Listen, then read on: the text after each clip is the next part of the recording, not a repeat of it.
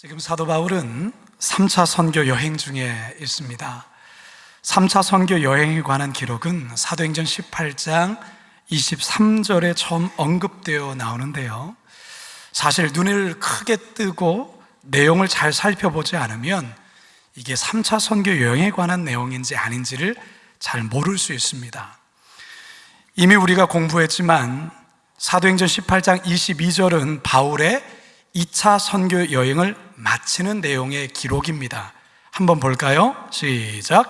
가이사랴에 상륙하여 올라가 교회의 안부를 물은 후에 안디옥으로 내려가서, 그리고 23절에서 3차 선교 여행에 관한 내용이 드디어 나옵니다. 함께 읽습니다.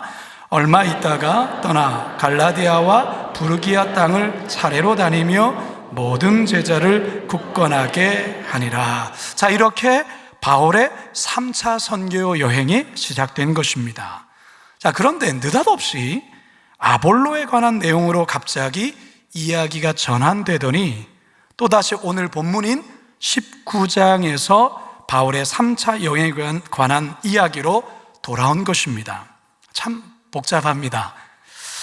3차 선교 여행은 주후 53년부터 시작해서 57년까지 약 4년간 걸친 선교 여행이었는데요, 사도행전 21장 16절까지가 바울의 3차 선교 여행에 관한 기록입니다. 오늘 우리가 읽은 본문이 바울의 3차 선교 여행에서 첫 번째 이야기, 에베소에서 일어난 이야기입니다. 과연 어떤 이야기가 본문 속에 담겨져 있는지 우리 다 같이 본문으로 돌아가 우리를 향하신 하나님의 살아계신 음성 듣게 되기를 간절히 축원합니다. 첫 번째 따라합시다. 성령을 모르는 사람들. 사실 에베소는 사도 바울이 2차 선교 여행을 시작할 때부터 마음에 깊이 두었던 곳이었습니다. 왜냐하면 선교하기 아주 좋은 곳이기 때문에 그렇습니다. 에베소는 당시 아시아 지역의 수도이자 대표적인 상업 중심지로 인구가 약 25만에서 30만 가까이 이를 정도로 지중해 연안의 도시들 중에 대표적인 큰 도시였습니다. 바울은 이곳을 거점으로 소아시아 선교를 본격적으로 펼치고자 했습니다. 그런데 길이 열리지가 않는 겁니다. 우리가 이미 공부해서 알지만 성령께서 사실 막으셨습니다. 그러면서 유럽 쪽으로 이끄시는 성령의 인도를 받아 바울은 의도치 않게 유럽 선교를 시작하게 되죠.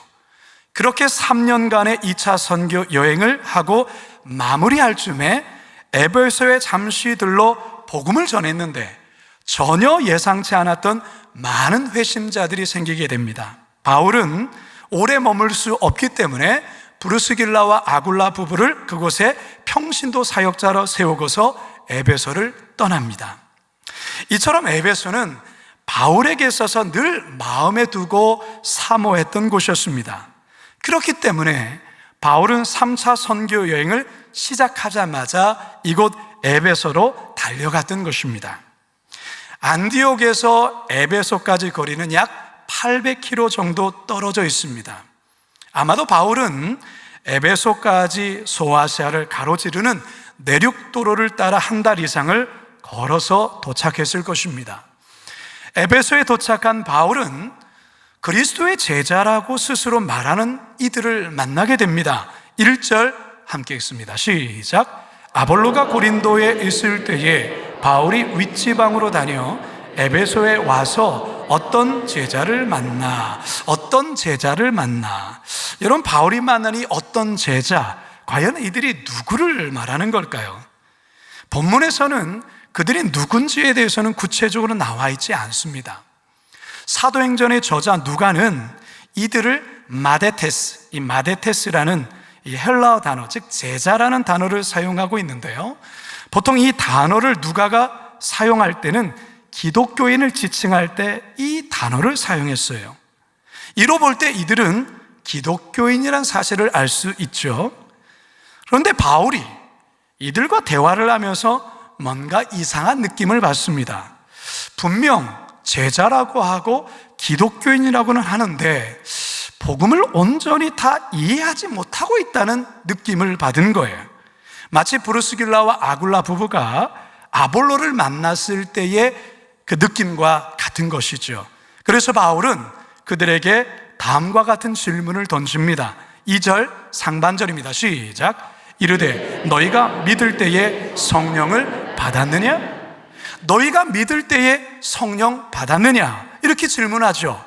자, 이 질문에 이들의 대답이 충격적입니다. 2절 하반절 시작. 이르되 아니라 우리는 성령의 계심도 듣지 못하였노라. 이들은 분명 예수를 아는 자들이에요.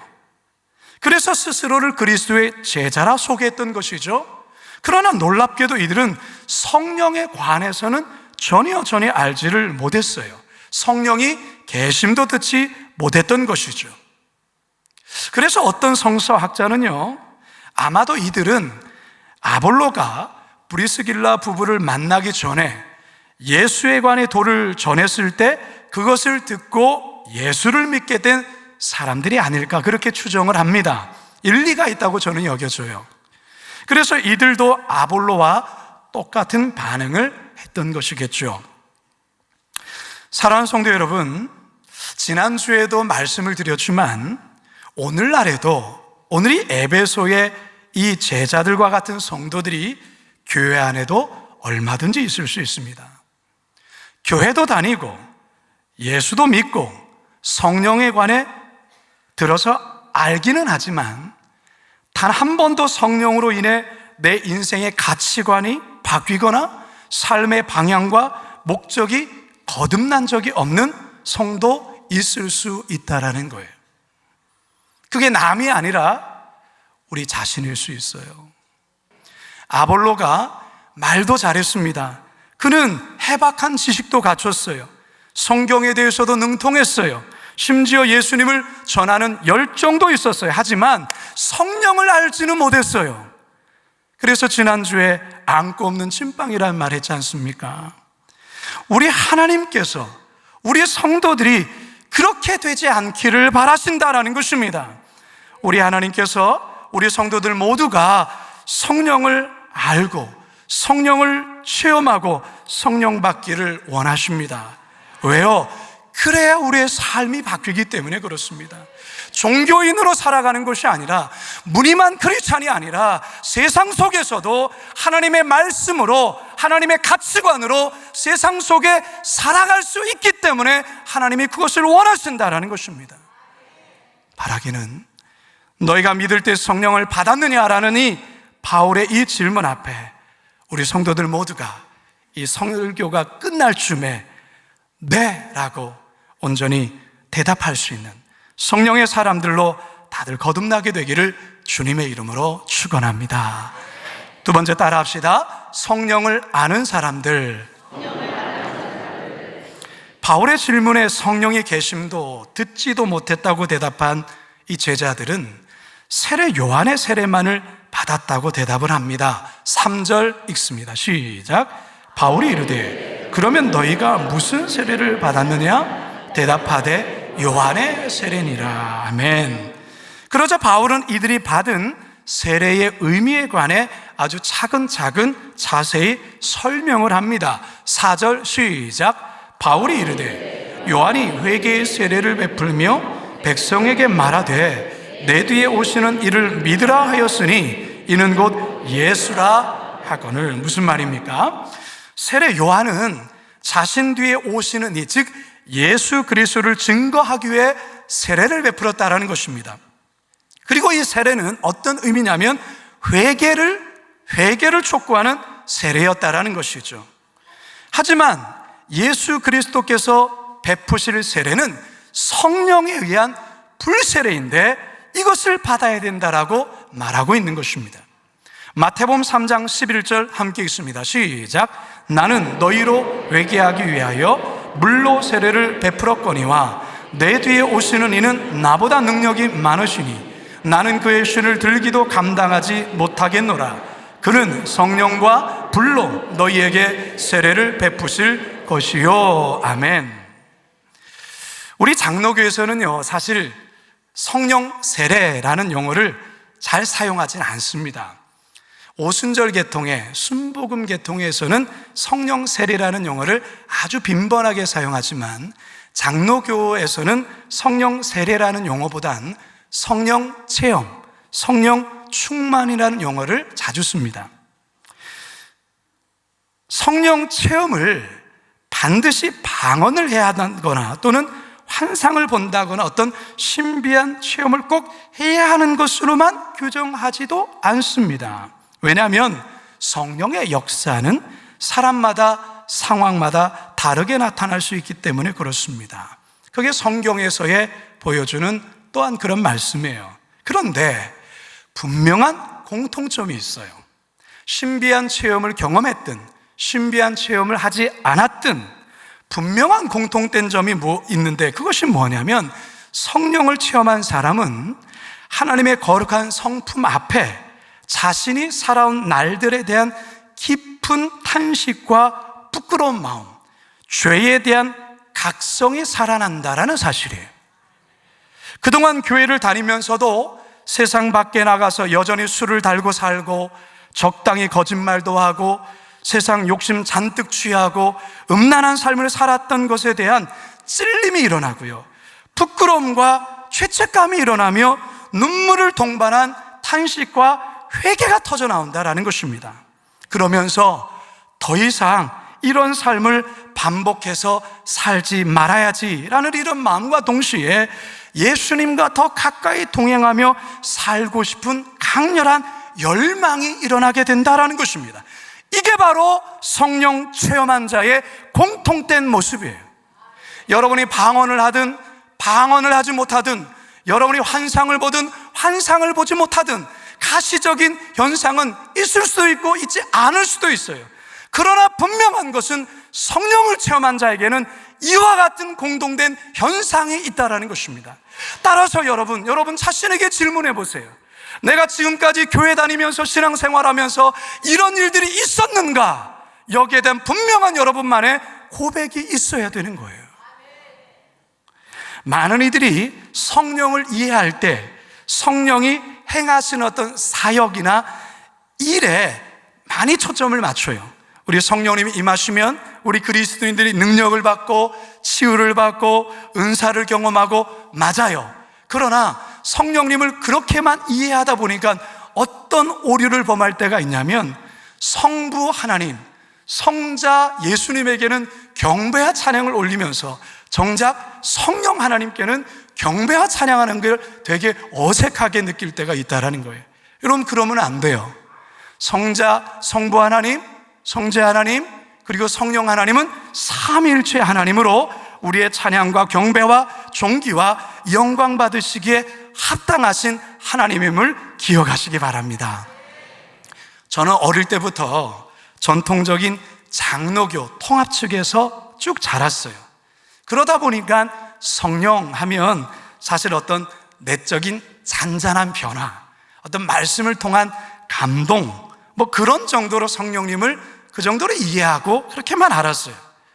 그러다가 고등학교 1학년 때 불같이 임한 성령님을 제가 체험하게 됐어요.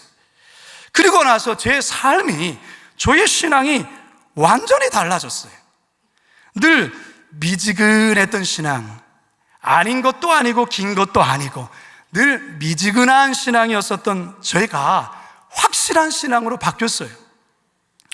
늘 의무적으로 억지로 마지못해서 앉았던 예배 자리, 이 예배 자리가 너무나도 그리운 거예요.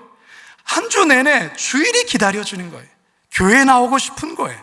앉으면 나도 모르게 눈물이 나는 거예요.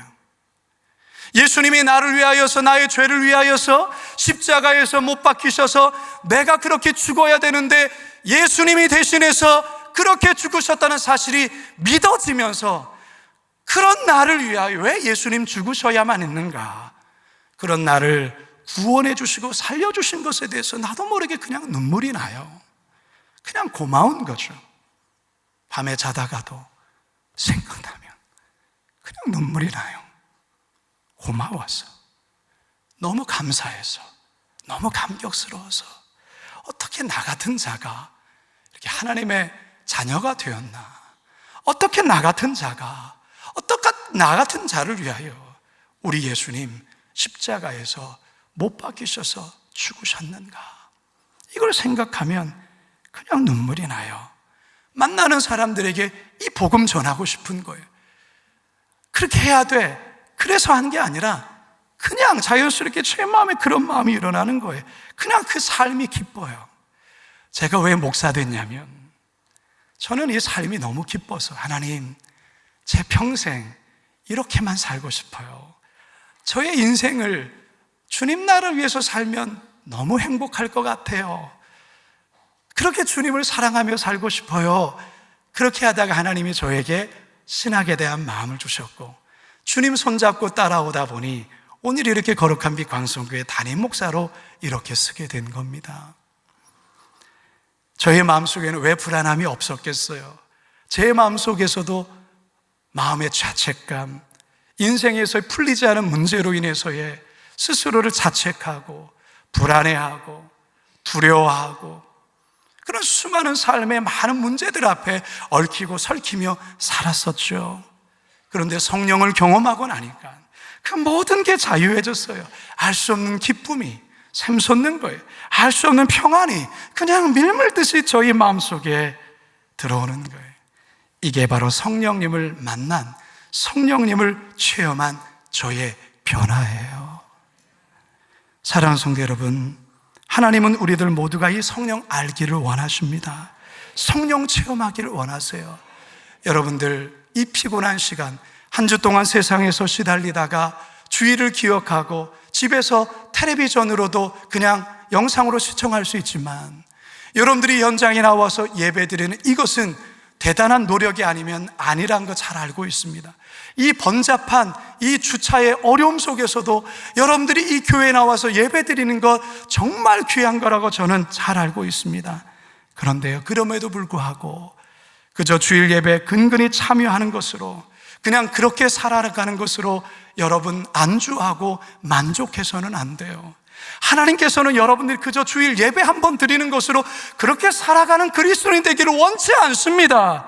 여러분들이 세상 속에서도 그리스도인으로 건강하게 그리고 선한 영향을 끼치는 자들로 복음을 많은 이들에게 증거하는 자로 살아가기를 원하세요. 그러려면 성령 받으셔야 됩니다. 성령 체험하셔야 됩니다. 바라기는 이 시간 성령 체험함으로 능력 있는 그리스도인으로 세상 속에서 담대히 살아갈 수 있기를 주님의 이름으로 축원합니다. 마지막 세 번째 따라하겠습니다. 성령을 받은 사람들. 예수님의 제자라고 했지만 성령이 있음에 대해서도 몰랐던 에베소의 제자들은 요한의 세례에 대한 바울의 설명을 듣고 나서 다시금 예수님의 이름으로 세례를 다시 받습니다. 아마도 이들은 그동안 잘못 알고 이해했던 것에 대한 깨달음 속에 스스로 자원해서 물 세례를 바울에게 요청했던 것으로 보여요. 세례를 받은 이들은 모두 12명이었는데 바울은 물 세례를 주고 그들에게 안수하며 성령 받기를 위해 간절히 기도합니다. 그러자 오순절날 마가의 다락방에 임하셨던 성령의 역사와 동일한 역사가 이 12명의 제자들에게 나타납니다. 사도행전 19장 5절에서 7절 시작. 그들이 듣고 주 예수의 이름으로 세례를 받으니 바울이 그들에게 안수하며 성령이 그들에게 임하심으로 방언도 하고 예언도 하니 모두 12사람 되니라. 아멘. 여러분, 우리가 사도행전을 쭉 공부해 왔잖아요. 19장까지. 사도행전은 성령을 받는 장면들이 여러 번 반복되어 나옵니다. 가장 대표적인 사건은 사도행전 2장 오순절 마가의 다락방에 임하였던 성령의 역사이죠. 사도행전 8장에서는 빌립의 전도로 사마리아에도 기독교인이 생겼는데 이들도 물세례만 하는 거예요. 성령에 대해서 전혀 모르자 베드로와 요한이 그곳에 가서 그들을 안수하며 기도했을 때 성령이 임한 사건이 사도행전 8장에 나와요. 그리고 사도행전 10장에서는 이방인이며 로마의 백부장인 고넬료, 그와 그의 가족들이 베드로를 초청해서 설교를 듣는 중에 성령이 임한, 성령을 받게 되는, 그래서 방언도 하는 그런 일이 사도행전 10장에 있고요. 그리고 네 번째, 바로 오늘 본문인 사도행전 19장에 바로 에베소에 이 제자들이 성령을 받는 사건이 기록되어 있습니다. 여러분, 우리가 왜 성령을 받아야 될까요? 성령은 우리 하나님 아버지께서 주시는 가장 좋은 선물이기 때문에 그렇습니다. 믿으십니까? 누가복음 11장 13절 시작. 너희가 악할지라도 좋은 것을 자식에게 줄 알거든 하물며 너희 하늘 아버지께서 구하는 자에게 성령을 주시지 않겠느냐 하시니라. 아멘. 무엇을 주시지 않겠느냐? 성령을 주지 않겠느냐. 악한 자식에게라도 부모가 좋은 것 주는 부모, 그것처럼 우리 하나님 좋은 거 주고 싶어 하시는데 그 성령이라는 거예요. 사도행전 2장 38절입니다. 시작. 베드로가 이르되 너희가 회개하여 각각 예수 그리스도의 이름으로 세례를 받고 죄사함을 받으라. 그리하면 성령의 선물을 받으리니. 성령이 하나님 아버지께서 주시는 좋은 선물인 이유가 무엇일까? 그 이유를 에베소서 5장을 통해서 우리가 세 가지를 확인할 수가 있습니다.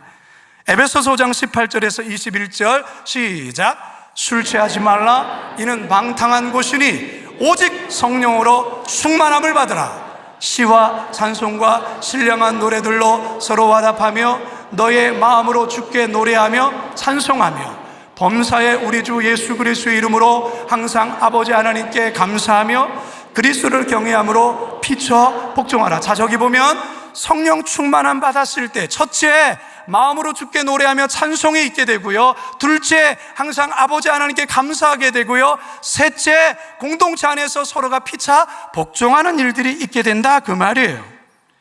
성령으로 충만하게 되면 경험해 보신 분들은 아실 거예요. 가장 먼저 마음 깊은 곳에서 터져나오는 기쁨의 찬양이 있어요. 환경을 봤을 때는, 상황을 봤을 때는 찬양할 상황이 아니에요. 기분으로 봤을 때는 찬양할 기분이 아니에요. 그런데 나도 모르게 마음에서 이 기쁨의 찬양이 터져나와요. 마음에서 찬양이 터져나오는 거예요. 바로 이것이 성령 충만함을 받은 사람들의 특징이에요. 그러니까 하나님께서 우리에게 이 성령 받으라는 거예요. 두 번째, 어떤 것입니까? 어떤 상황에서도 하나님께 항상 감사하게 된다는 거예요. 여러분, 어떻게 우리들의 인간의 이 성정으로, 의지만으로 어떻게 항상 감사합니까? 여러분, 우리가 짜증 많이 부리시잖아요. 여러분, 오늘 오실 때 짜증 안 부리셨나요? 여러분, 어제 짜증 안 부리셨어요? 뭔가 화가 나고 자꾸만 뭔가 불평하게 되고 원망하는 것이 여러분 저절로 여러분 나오잖아요. 여러분, 감사를 여러분 몇 번 해보셨어요? 여러분, 감사는 저절로 잘 안 돼요. 그런데요, 신기하게 성령으로 충만하게 되면 짜증이 사라지고 감사가 넘친단 말이에요. 여러분, 이거 경험해 본 사람만 알아요. 이런 일이 벌어진다니까요. 여러분 삶에 이런 경험이 없다고 한다면 여러분, 이거 여러분들 경험하셔야 돼요. 성령 충만할 때 이런 일이 벌어지는 것이죠. 세 번째는 공동체 안에서 서로 시기하고 미워하는 것이 아니라 서로를 인정해주고 그리고 그리스도를 경외함으로 피차간에 복종하는 일들이 나타나게 됩니다. 이게 바로 성령 충만할 때 나타나는 현상이에요. 그러니까 하나님께서 우리에게 이 좋은 것 주시기를 원하신다, 그 말인 것이죠.